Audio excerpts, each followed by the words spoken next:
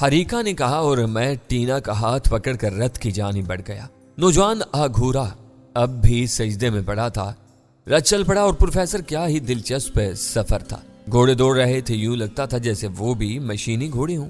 टीना पर जब भी मेरी निगाह पड़ती वो मुस्कुरा देती। उस वक्फे में वो भरपूर जवान हो गई थी और उसकी मासूमियत जवानी की आगोश में आ बसी थी। हालांकि उसने गैर मुतमईन वक्त गुजारा था, लेकिन उसका हुस्न निखर गया था। तब मेरे लिए वो एक मासूम सी बच्ची ही थी और मेरे दिल में उसके लिए कोई बुरा ख्याल न जागा। तब प्रोफेसर एक दिन हमने खुद को ऊंचे ऊंचे मकानों की बस्ती में पाया, जहां मुहज्जब लोग अपने कामों में मसरूफ नजर आ रहे थे। सामने ही बांसों की सन्नत के कारखाने बिखरे हुए थे और मशीनें अपना काम कर रही थी। टीना खुशी से चीख पड़ी थी। यहाँ हमने रथ छोड़ दिया और जो ही हम उससे उतरे वो हमारी निगाहों से ओझल हो गया। ये बस्ती छोटी नहीं थी। हम शहर में दाखिल हो गए। टीना और मैं बहुत से लोगों के लिए तमाशा बन गए थे। कोई इलाका भी सियाफामों का था, लेकिन वो मुहज्जब लोग थे। एक बूढ़े शख्स से मेरी मुलाकात हो गई जिसका नाम डील था। मेहरबान और हमदर्द इंसान था। कौन हो तुम लोग और कहां से आए हो? अफ्रीका के अंदरूनी इलाके से, मैंने जवाब दिया। हीरों की तलाश में भटकने गए होगे? कुछ नहीं मिला? नहीं, मैंने हंस कर कहा। और अब तुम्हारे पास कुछ नहीं होगा? हाँ, ऐसी बात है। मैं तुम्हारी क्या मदद कर सकता हूँ? हमें पनाह दरकार है, पहली मदद यही करो। ठीक है, मेरा छोटा सा मकान हाजिर है। को तुम्हें वहां आराम तो नहीं मिलेगा, लेकिन सर छुपाने का ठिकाना जरूर मिल जाएगा, बूढ़े डील ने कहा। और फिर हमें अपनी कार में बिठाकर अपने घर ले गया, जहां उसकी बीवी सारडी मौजूद थी। दोनों खुश इखलाक इंसानों ने हमारी पजीराई की। हमने उन्हें भी मुतासिर कर लिया कि हम हीरों की तलाश में नाकाम होने वाले लोग हैं। तुम्हारा वतन कौन सा है? उसने पूछा। सेंट पाल जाएंगे हम लोग। ओह, अमरीकी हो, लेकिन क्या तुम्हारे पास इसके वसाइल मौजूद हैं? नहीं, इसके लिए हम तुम्हें तकलीफ देंगे। मैं भला क्या कर सकूंगा, मैं तो खुद एक गरीब आदमी हूँ, उसने बेचारगी से कहा। यहाँ दौलत हासिल करने के वसाइल नहीं है। दौलत? बूढ़ा तंजिया हंसा। पेट भरने के वसाइल ही हासिल हो जाएं तो बड़ी बात है। कोई खास काम जानते हो? काम? मैंने सोचा और फिर मुस्कुरा कर बोला, क्या यहाँ कुश्तियाँ होती हैं? कुश्तियाँ? उसने ताज्जुब से मुझे देखा।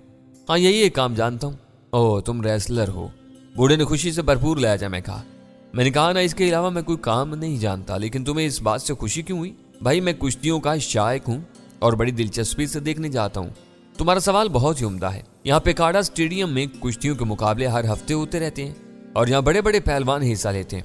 मगर तुम तो मुझे बदन से कोई खास पहलवान नजर नहीं आते। ताम अगर तुम रेसलिंग के मुकाबले में हिस्सा दो और हार भी जाओ तो तुम्हें इतना मुआवजा जरूर मिल जाएगा जो किसी दूसरे काम में नहीं मिल सकता। इस सिलसिले में रेसलिंग कराने वाली कंपनियां अच्छे खासे मुआवजे अदा करती हैं। तो अगर तुम चाहो तो मैं तुम्हारे लिए बात करूं? जरूर मिस्टर डील, बराह करम आप मेरी ये मदद जरूर करें। ठीक है, मैं कल ही जाऊंगा और किसी रेसलिंग कंपनी में तुम्हारा नाम दर्ज करा दूंगा। यह बात तो मैंने सोची नहीं थी। बेशक अगर इंसान के बदन में जान हो तो वो दौलत कमाने के लिए यही पेशा इख्तियार करे। यहाँ के लोग बड़े शौकीन हैं। यहाँ भी किसी दूसरे जराए से इतनी आमदनी होना बहुत मुश्किल काम है। मुझे यकीन है कि तुम सेंट पाल जाने के लिए बंदोबस्त जरूर कर सकोगे, बूढ़े ने कहा। और उसकी खातिर मदारत में कुछ इजाफा ही हो गया। दूसरे दिन सुबह को वो अपनी कार में निकल गया। मिसेस डील हमसे गुफ्तगू करती रही थी। उसने हमसे बहुत सारी बातें की। उसने बताया कि बहुत सारे लोग हीरों की तलाश में अफ्रीका के अंदरूनी हिस्सों में जाते हैं और इनमें से कुछ मर खप जाते हैं और जो वापस आते हैं उनकी खासी हालत खराब होती है। न जाने लोग हीरों के इतने दीवाने क्यों हैं। बहरसूरत मिसेस डील की बातें बहुत दिलचस्प थी। उन्होंने टीना को लिबास भी दिया था जो टीना के बदन पर खासा चुस्त था, क्योंकि मिसेस डील दुबली पतली और थी, लेकिन फिर भी बदन ढकने का बंदोबस्त तो हो ही गया था। मिस्टर डील शाम को 5 बजे वापस आए और उन्होंने आके खुशखबरी दी कि उन्होंने मेरा नाम दर्ज करा दिया है।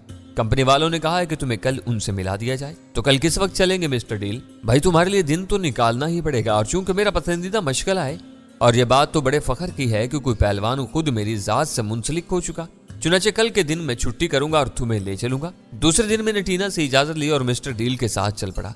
तहजीब की दुनिया के लोगों ने मुझे कमाऊ पूत बना लिया था। कम अज कम एक काम तो ऐसा था जो मैं बासानी कर सकता था।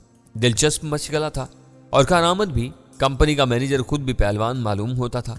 उसने मुझे सर्द निगाहों से देखा और बोला, इससे कबल कुश्तियां लड़ते रहे हो या वक्ती तौर पर कुछ कमाना चाहते हो? जो समझ दो। वैसे तुम किसी को मेरे मुकाबले ले आओ और उसे शिकस्त दे दूंगा मैंने कहा। और मैनेजर हंस पड़ा। खा लाडीनू को? मैंने कहा, ना किसी को भी। उसकी तस्वीर देख लो, मेरा ख्याल है तुम उसके नाम से वाकिफ नहीं हो और रेसलिंग की दुनिया में नए हो। ताहम ये दिलचस्प प्रोग्राम रहेगा। क्या तुम टेस्ट देना पसंद करोगे? नहीं, मैं सिर्फ रिंग में टेस्ट दूंगा। मैंने किसी कदर नागवारी से कहा और उसकी गुफ्तगू से मुझे नफरत की बू आ रही थी। ہم اس مقابلے کو ایک مزاحیہ پروگرام کی حیثیت سے پیش کریں گے، اور اگر تمہاری ہڈیاں پسلیاں ٹوٹ گئیں تو ہم علاج کے ذمہ دار نہیں ہوں گے۔ ہاں، ہارنے کے بعد تمہیں 1000 پاؤنڈ معاوضہ ملے گا، مینیجر نے کہا اور ایک فارم میری طرف بڑھا دیا۔ اس پر دستخط کر دو۔ مجھے دستخط کرنے نہیں آتے، لیکن اگر میں جیت گیا تو لاڈینو کی اپنی طرف سے 10,000 پاؤنڈ کا انعام اور اس کے علاوہ کمپنی کی طرف سے 10,000 پاؤنڈ، گویا 20,000 پاؤنڈ کمال ہوگی۔ مجھے منظور ہے، میں نے جواب دیا اور اس شخص نے میری انگلیوں کے نشانات کاغذ پر اتار لیے۔ گویا معاہدہ ہو گیا۔ ڈیل اس دوران خاموش رہا تھا۔ پھر جب ہم وہاں سے واپس پلٹے تو راستے میں ڈیل نے کہا، تم نے لاڈینو سے مقابلے کی شرط منظور کر کے غلطی کی ہے۔ کیوں؟ ارے وہ تو گوشت کی مشین ہے، کسی اور سے لڑتے 200-400 کم ہی مل جاتے، کم از کم زندگی کے امکانات تو باقی رہتے نا۔ دیکھا جائے گا مسٹر ڈیل، میں نے ہنس کر کہا۔ بہرحال دوسرے دن ہم مقابلے کے لیے پہنچ گئے۔ سارڈی اور ٹینا بھی ساتھ تھی۔ میں تو دفتر میں چلا گیا، باقی لوگ تماشائیوں میں پہنچ گئے اور اپنی نشستوں پر بیٹھ گئے۔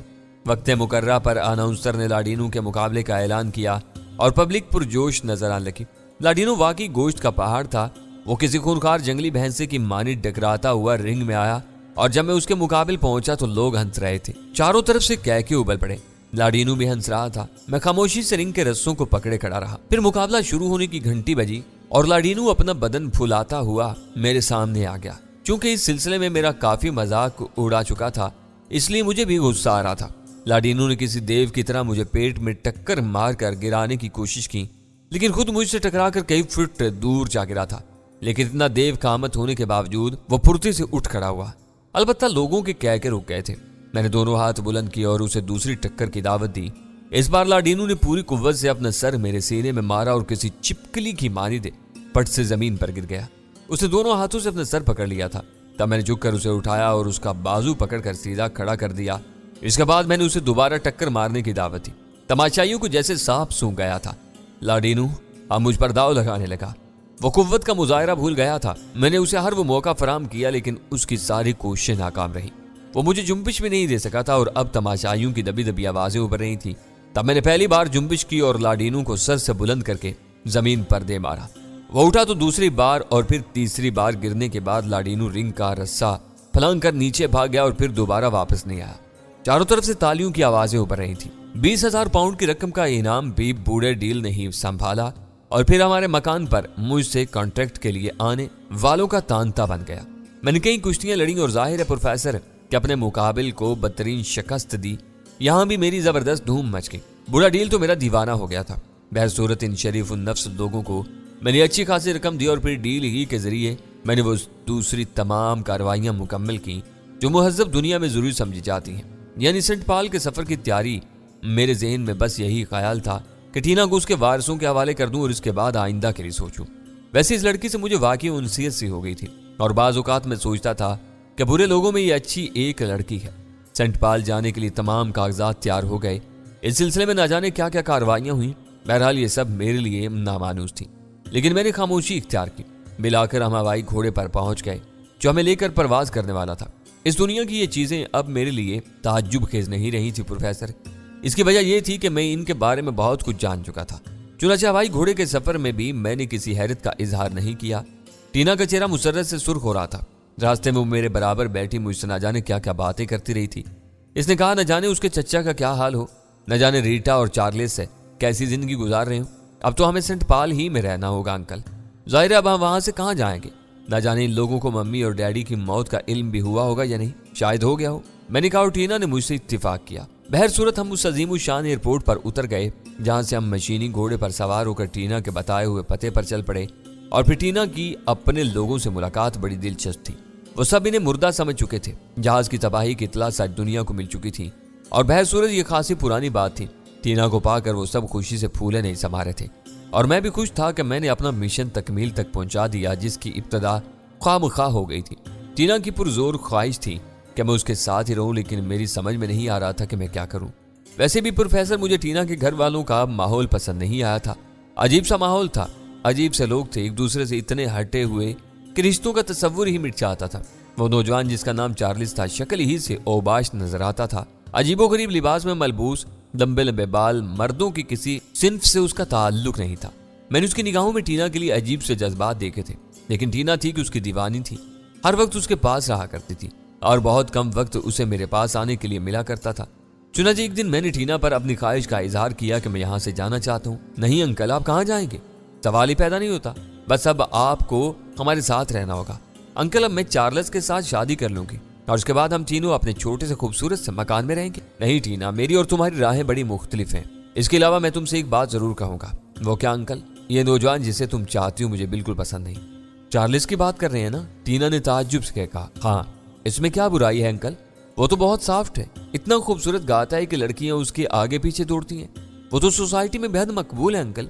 मैं तुम्हारे मामलात में मुदाखलत नहीं करना चाहता टीना, लेकिन बस वो मुझे पसंद नहीं है। ओह नहीं डियर अंकल, मैं तो उसे छोड़ने का तसव्वुर भी नहीं कर सकती। वो क्या है ये आप नहीं जानते? शायद, मैंने आहिस्ता से कहा। बात आई गई होगी। टीना से एक उनसियत थी, वरना मैं इन चक्रों में कहाँ पड़ता। उस लड़की को जिन मुसीबतों से बचा कर लाया था वो मैं ही जानता था। उसके बाद मैं उसे किसी नई मुसीबत का शिकार नहीं देखना चाहता था, लेकिन वो मेरी नापसंदीदा शख्सियत को पसंद कर रही थी। फिर एक दिन मैंने उसे नशे में पाया। वो लड़खड़ाती एक तरफ जा रही थी। ये चार्ल्स की ख्वाबगाह थी। मैं उसके पीछे चल पड़ा। चार्ल्स उसका मुंतजिर था। जो ही वो अंदर दाखिल हुई, चार्ल्स ने उसे अपनी आगोश में ले लिया। उसके बाद वो मनाजर उभरे जिन्हें कम अज कम टीना से मुंसलिक नहीं देख सकता था। मैं जानता था कि वो नशे में है, लेकिन यहाँ भी उसे बचाना जरूरी था। चुनाचे मैं दरवाजे पर लात मारकर अंदर दाखिल हो गया और फिर मैंने गर्दन से पकड़कर चार्ल्स को टीना से दूर कर लिया। तो इस नशे में डूबी हुई लड़की से नाजायज फायदा उठाना चाहता है क्या? मैं तेरी गर्दन तोड़ दूं? वो मुझे चाहती है और खुद मेरे पास आई है। बकवास मत कर, वरना मैं तुझे जिंदगी से महरूम कर दूंगा। निकल जा यहाँ से। मैंने उसे दरवाजे से बाहर फेंक दिया और चार्ल्स उठकर भाग गया। लेकिन दूसरे दिन काफी हंगामा हुआ। चार्ल्स ने मेरी शिकायत की थी। तुमने बेशक हमारे ऊपर एहसान किया मिस्टर, लेकिन तुम्हें हमारे जाती मामलात में मुदाखलत का क्या हक है? चार्ल्स के बाप ने गुस्सीले लहजे में कहा। मैं टीना को यहाँ से ले जाऊंगा। मैं इसे तुम लोगों के दरमियान नहीं छोड़ना चाहता। रही हक की बात, तो इस बारे में टीना से सवाल किया जाए। टीना को बुलाओ, चार्ल्स के बाप ने गुस्से से कहा। और थोड़ी देर के बाद टीना पहुंच गई। क्या यह अजनबी शख्स हमारे मामलात में इतनी मुदाखलत का मजाज है टीना? चार्ल्स के बाप ने पूछा। आपने चार्ल्स के साथ बहुत ज्यादती की अंकल, आपको इससे मुआफी मांगना होगी, टीना ने कहा। और मैं भौंच कर रह गया। तुम्हें इस ज्यादती की वजह मालूम है टीना? मैंने पूछा। यह हमारे जाती मामलात हैं अंकल। चार्ल्स मेरा कजन है, आपने इसके साथ ये सलूक क्यों किया? तुम्हें मेरे साथ यहाँ से चलना होगा टीना। मैं तुम्हें यहाँ नहीं छोड़ सकता। मैं कहीं नहीं जाऊंगी। आपने मेरे ऊपर एहसानात किए हैं, आपका शुक्रिया। आपको ये जगह पसंद नहीं है तो आप यहाँ से जा सकते हैं, टीना ने सख्त लहजे में कहा। और प्रोफेसर मुझे बड़े जोर से हंसी आ गई। फिर मैंने कुछ ना कहा। हाँ, नफरत का एक और एहसास मेरे जहन में जागुज़ी हो गया। मैं इस मकान से निकल आया और अब आखिरी बार मैंने सोचा कि अगर यहाँ मैं इस दुनिया में रह गया तो पागल हो जाऊंगा। मेरी समझ में कुछ नहीं आ रहा था। बस इस दौर, इस माहौल से एक बेपनाह नफरत थी जो मेरे पूरे वजूद में मोहसन थी।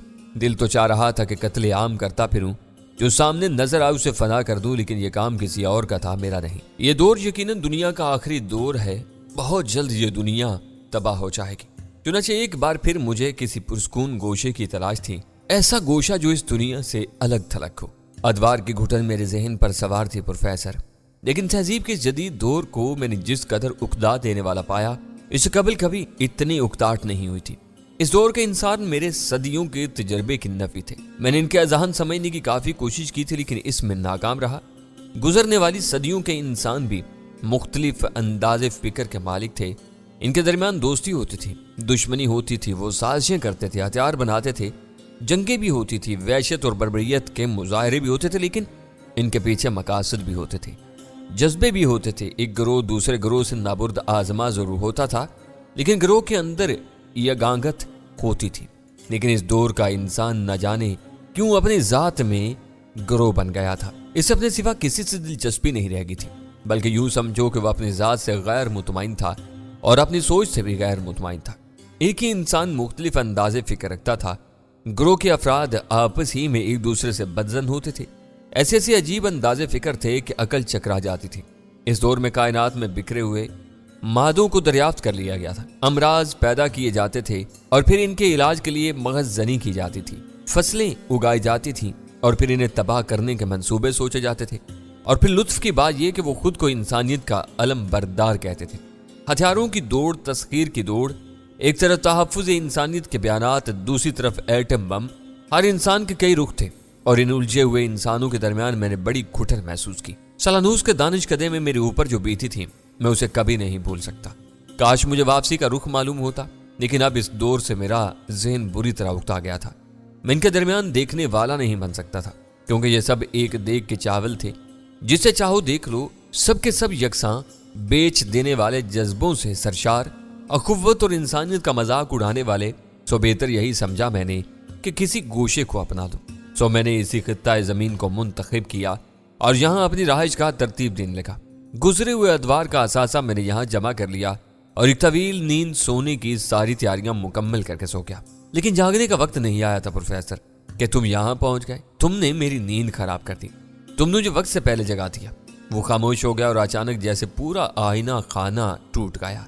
उनके ज़हन में लातादाद शनाखे हो रहे थे। शीशों के टूटने की आवाज़ों से इनके कान सनसना रहे थे और देर तक वो अजीब सी हैजानी कैफियत के शिकार रहे। फिर आहिस्ता आहिस्ता इनका मुंतशिर ज़हन सकून पजीर होता चला गया। प्रोफेसर खावर की आंखों में हैरत थी। फरजाना और फरोजा शश्तर एक दूसरे की शक्ल देख रही थी। इन्हें यूं लग रहा था जैसे वो किसी तिलिस्म से आज़ाद हो गई हूँ, जैसे वो अब तक सोती रही हूँ। एक जागती नींद जो सरूर अंगेज थी और जिसमें उकता देने वाली कोई बात नहीं थी। वो मुस्कुरा रहा था जैसे वो इनकी पूरी कैफियत समझ रहा हो। उसकी आंखों में चमक थी और उसके होंठों से बरतरी चिपकी हुई थी। वो इन महवरों को देख रहा था जो उसके अल्फाज के दायरे में परवाज कर रहे थे और दायरे टूट जाने के बाद भी इनकी परवाज का महवर नहीं बदला था। दायरों के कैदी दीवारें टूट जाने के गम का शिकार थे। तब प्रोफेसर की घुटी घुटी आवाज उभरी। फिर क्या हुआ? उसकी आवाज में आखिरी उम्मीद थी, आखिरी सहारा था कि शायद थोड़ी सी रस्सी और बाकी रह गई हो। लेकिन वो बेरहम था, किसी मुरव्वत का कायल नहीं था। चुनाचे उसने जवाब दिया, कहानी तो तुम तक पहुंच गई प्रोफेसर, और इसके बाद के हालात तुम्हारे इल्म में हैं। तो कहानी खत्म हो गई? फरोजा ने पूछा। हाँ फरोजा, कहानी खत्म हो जाती है, लेकिन तुम्हारी कहानी? मेरी कहानी तो जारी रहेगी अब तक, हमेशा हमेशा, उसने कहा और उनके ज़हन तरद्दुद में डूब गए। देर तक खामोशी छाई रही। फिर प्रोफेसर की आवाज उभरी, अब तुम क्या करोगे? मैंने कभी नहीं सोचा प्रोफेसर कि आइंदा क्या होगा। सोचने वाले तो दूसरे होते हैं, मैं तो सिर्फ देखने वाला हूँ। वो सोचेंगे, तुम सोचोगे, मैं देखूंगा और नक्श कर लूंगा। फिर तारीख तुम्हारी कहानी दोहराएगी, तुम किस्सा पारीना बन जाओगे और कोई और तुम्हारी कहानी इसी दिलचस्पी से सुनेगा जिस दिलचस्पी से तुमने दूसरों की कहानी सुनी है। बयान करने वाले तुम होगे ना? प्रोफेसर के होठों पर मुस्कुराहट आ गई। हाँ, बयान करने वाला मैं होऊंगा, उसने मुस्कुराते हुए जवाब दिया। दोनों लड़कियां एक अजीब सी कशमकश का शिकार थीं। अदवार की कहानियां और ये माहौल गोया इनकी जिंदगी का जुज़्व बन गए थे। इब्तिदा में तो उसकी पुरस्रार और दिलकश कहानियों से दिलचस्पी के बावजूद इनके ज़हनों से उकताहट आ जाती थी। लेकिन अब तो ये कहानियां यूं लगता था जैसे कायनात में अब इस माहौल के सिवा कुछ न हो। इन्होंने सोचना ही छोड़ दिया था। लेकिन अब क्या होगा? कहानियां खत्म हो गई थी, लेकिन जिंदगी बाकी थी। और अब इस जिंदगी का क्या मसरफ था? न सिर्फ लड़कियां बल्कि प्रोफेसर भी इसी कशमकश का शिकार था। इन कहानियों में गुम होकर वो सारी दुनिया को भूल गए थे और अब बड़ी तकलीफ दे कैफियत का शिकार थे। तब वो इनके सामने से उठ गया। मुझे चंद लम्हात की इजाजत दो। प्रोफेसर चौंक पड़ा और फिर उसके अंदाज में घबराहट सी नजर आने लगी। उसने सरा सहमा से अंदाज में कहा, कहाँ जा रहे हो? प्रोफेसर के सवाल पर उसने अजीब सी निगाहों से इन तीनों को देखा, फिर मुस्कुरा कर बोला, फिक्र मत करो, तुम्हें छोड़कर रिपोर्ट नहीं हो जाऊंगा। लेकिन कहानियां खत्म हो गई हैं तो क्या हुआ? मैं जिंदा हूं और मेरी हर जुम्बिश एक कहानी है और अभी देर है, मैं चंद साथ में वापस आता हूं। वो आगे बढ़ गया। प्रोफेसर खावर अपनी दोनों बच्चियों को देख रहा था। तीनों खोए खोए थे और इनके चेहरे धुआं धुआं हो रहे थे। कैसी अजीब बात है, कैसी अजीब बात है। क्या तुम भी महसूस कर रही हो? क्या डैडी? यूं लगता है जैसे हम अपना माजी खो चुके हैं, जैसे हम बहुत कुछ खो चुके हैं। फरोजा, फरजाना, क्या तुम गुजरे हुए वक्त का तायुन कर सकती हो? क्या तुम अंदाजा कर सकती हो कि हमें यहाँ आए हुए कितना अरसा गुजर गया? डैडी, यही एहसास मेरे जहन में है। फरोजा और उसके साथ ही फरजाना ने कहा, तुम्हारे एहसासात क्या हैं? बस यूं लगता है जैसे हम इन बेजान चट्टानों की मानित हो जो हमें देख रही हैं और हम भी इन्हीं की मानित इन्हें देख रहे हैं। जिस तरह पत्थर एक दूसरे को देखते हैं, देखते रहते हैं। क्या पत्थरों की जिंदगी का राज हमारी समझ में नहीं आ गया? ये इन्हीं दास्तानों के दरमियान जिंदा है, वरना शायद ये भी मर जाते। फरोजा ने कहा, हम तारीख के तिलिस्म में गिरफ्तार हो गए थे फरोजा। माजी में गुजरने वाले हमें अपने शिकंजों में जकड़े हुए थे। न जाने हमने यहाँ कितनी उम्र खो दी, न जाने हमारी दुनिया में क्या हो रहा है। बाकी उम्र का क्या होगा डैडी? हम सब इसकी मोहताजी कबूल नहीं करेंगे। इसने अपनी कहानियां खत्म कर दी हैं। इसे पूछें डैडी कि क्या वो अब भी हमारी दुनिया की जानिब हमारी रहनुमाई करने के लिए तैयार नहीं है? फरजाना ने कहा, हाँ, मैं इसे यही सवाल करूंगा। प्रोफेसर खावर गर्दन झटकने लगा। इन तीनों को एहसास था कि तारीख का तिलिस्म टूट जाने से इनके ज़हन आवारा हो गए हैं, इनके अल्फाज भटके हुए हैं। लेकिन कोशिश के बावजूद वो इस कैफियत पर काबू पाने में नाकाम थे और फिर देर तक खामोशी तारी रही। तीनों अपने हवास को मुजतमा करने में कोशां थे। اور اب وہ اپنی کیفیت پر قابو پاتے جا رہے تھے۔